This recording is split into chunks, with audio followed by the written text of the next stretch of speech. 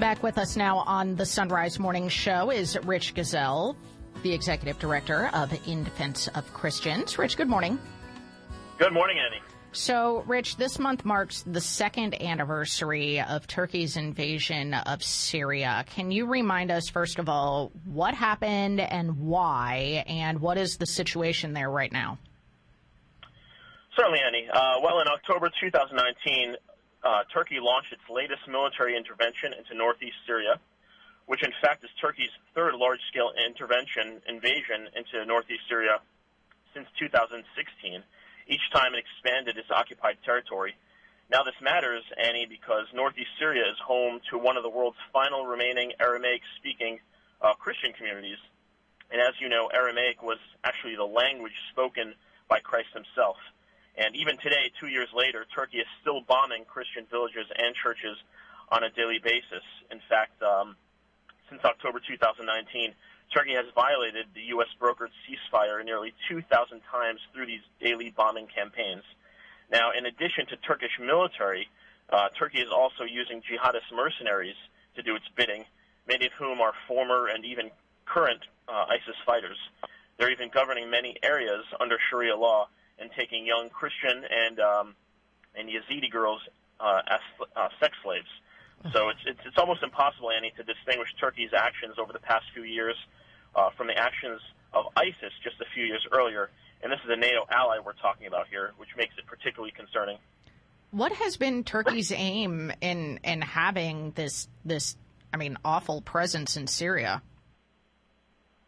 Well, there are a few things, actually. So, for one thing, it's important to note that the Christians in this area in Northeast Syria are, in fact, the children of genocide survivors, which, of course, was perpetrated by Turkey themselves a century ago. Over the past decade, these genocide survivors have suffered yet again as a result of the Syrian civil war and, of course, the genocide perpetrated by ISIS and now yet another genocide at the hands of Turkey.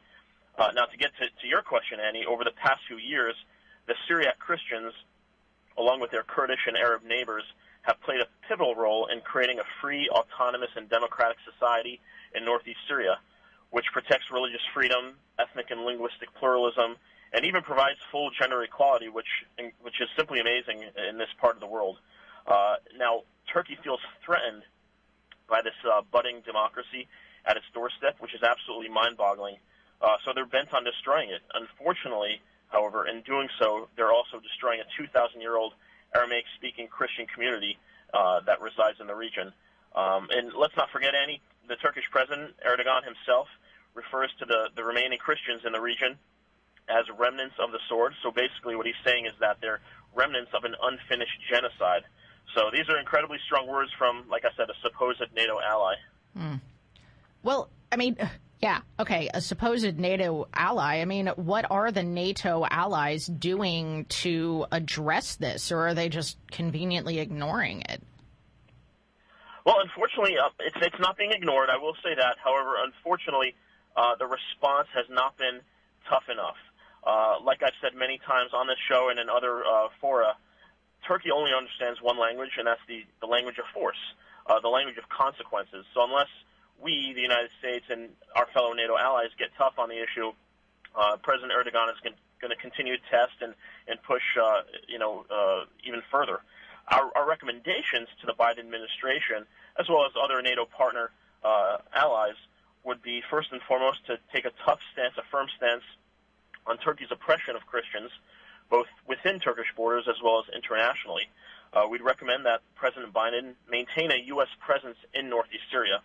Now, it's important to note that, unlike in Afghanistan, this is not a nation-building project. It's not an endless war like we've seen over the last 20 years. The natives of the area have done a wonderful job for themselves putting together a free and democratic society. U.S. presence is only there to fill a vacuum that would otherwise be filled by Turkey or Russia. We'd also urge the Biden administration to recognize the democratic administration in Northeast Syria and press that they be included in further UN talks in Geneva for the future of a federal and democratic Syria.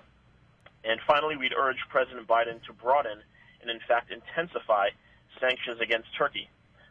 Like I said before, the sanctions must be tough because Erdogan only understands one language. Again, it's the language of force. And this is really a test that Erdogan is putting forth for the United States and NATO, and it's certainly a test that we cannot afford to fail. Do you have much hope that that we will succeed in achieving these recommendations that In Defense of Christians is putting forward, and what are the consequences if we do fail? Well, I will say that thus far, the Biden administration has given some hope and some indication that they will be tough on Turkey, and they already have been to some extent. Even prior to President Biden's election and inauguration, he, as well as now Secretary Antony Blinken, have shown critical posture, critical stance toward Erdogan, much to Erdogan's consternation, of course. Just this past April, President Biden followed Congress in recognizing the Armenian Christian genocide, which includes Christians, of all stripes in the region. So that is a hopeful and encouraging prospect.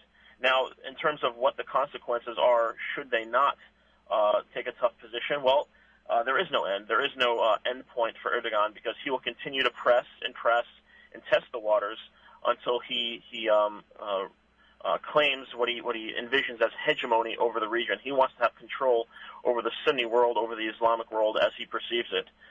So the threat is certainly there and real. Well, we've been talking to Rich Ghazal, the executive director of In Defense of Christians. You mentioned your recommendations to the Biden administration. What about recommendations to listeners and how they can get involved?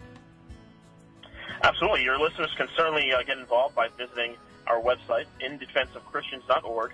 They can check out our Take Action page, where they can lend their voice to the fight by sending pre-written correspondence to their members of Congress and to the White House, indicating what needs to be done to protect Christians and hold Turkey accountable. indefenseofchristians.org. You can find it linked at sunrisemorningshow.com, and from there you click on the Take Action page, and you can find any number of action items to help the mission and work of In Defense of Christians, protecting Christians all over the world. It's such important work that you all do there, Rich. Thanks so much for joining us this morning. Thanks for having me on, Annie. Absolutely.